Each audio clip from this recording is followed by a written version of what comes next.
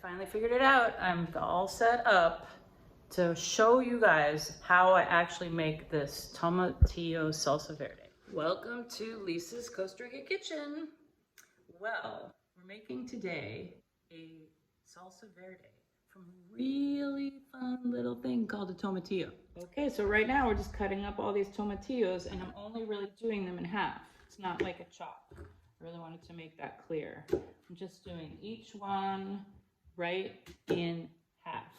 I'm gonna put them over here, and I'm gonna load them up onto the sill pad. It'll probably be fine. I just thought it was kind of interesting because I just happened to run out of tinfoil at this moment, but I betcha it'll be perfecto.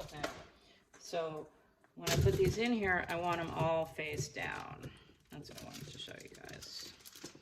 Make them all cute and pretty.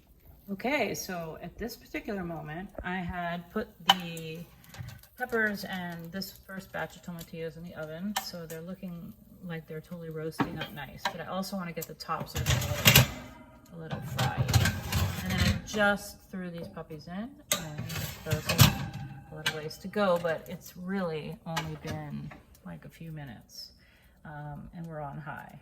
So it's looking really nice and bubbly. I'm starting to be able to see some brown on the back there, and I've got my eye on it. And these guys look so perfect. This is exactly what we're going for. So the garlic's all roasted, the peppers are roasted, and most importantly, the tomatillos are looking yum. The tomatillo sauce. The tomatillo sauce. All right, next task is getting all this goodness into another container.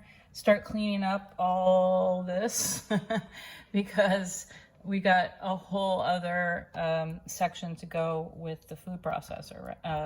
You can't do this in the food processor if you don't have a Vitamix. Okay, well, I've gotten almost everything cleaned up, and my next step is to do the jalapenos and the tomatillos in the Vitamix. But I'm having a little break right now because that was a lot of work. So I'm having a little coffee break, and yeah, that's where I'm at. Okay, so now we're at the jalapeno and Vitamix stage. So all this roasted goodness is just literally gonna go right in the Vitamix. There it goes. And then we decided to do 2 jalapenos with a dash of the seeds. And I'm gonna call that a dash. And we can also check the flavor after we blend it. So I'm gonna blend that up. Looks really good. It's really good though. Okay, so I just dropped this pork in. I give it a good salt beforehand. I'm gonna put lots of seasoning, of course, in here. And this is before it goes in the crock pot.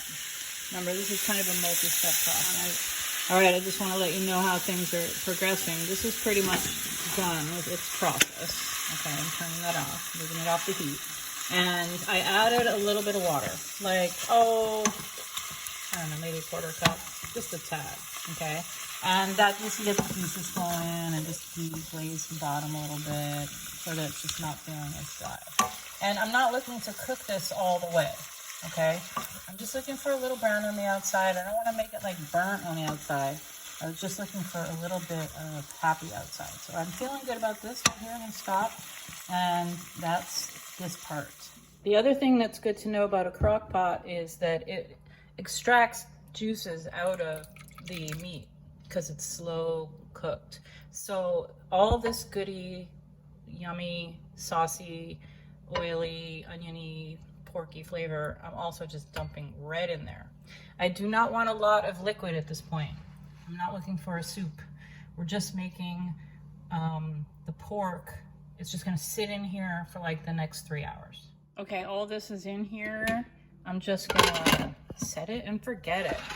gonna put it over here. It's on high for now, which means a bunch more juices, because it's not fully cooked. So a bunch more juices are gonna get extracted. And in like an hour, 2 hours, 3 hours, it's just gonna soften up the pork and make it like ridiculous for burritos, basically around here. Pork is perfect. It's amazing. Beautiful consistency, lovely color. And we want to drain a little bit of this juice because it'll water down the verde way too much. And I'm gonna actually put it in a little saucepan and then add the right amount of verde and then put the rest in a jar. But this is now all the pork that has been stewing for hours. And in goes the tomatillo sauce. So I'm just gonna mush around. It's pretty much done now. Super good. I can actually do a low flame on this and let it kind of get all yummy together.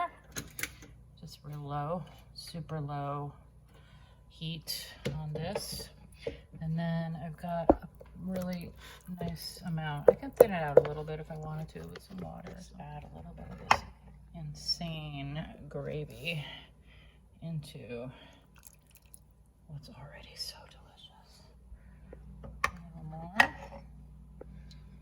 This yummy pork gravy.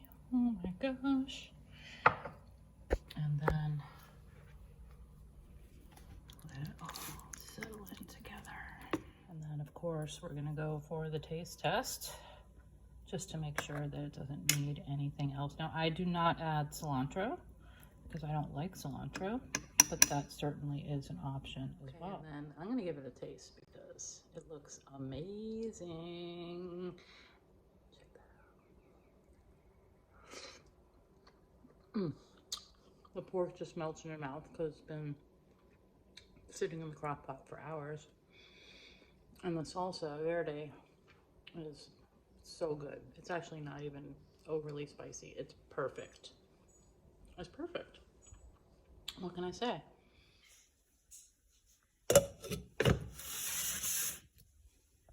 Not only did I make the most beautiful pork and salsa verde, I have an entire jar to use for anything we can think of. Look at that beautiful color. I'm really excited. Yay, came out amazing.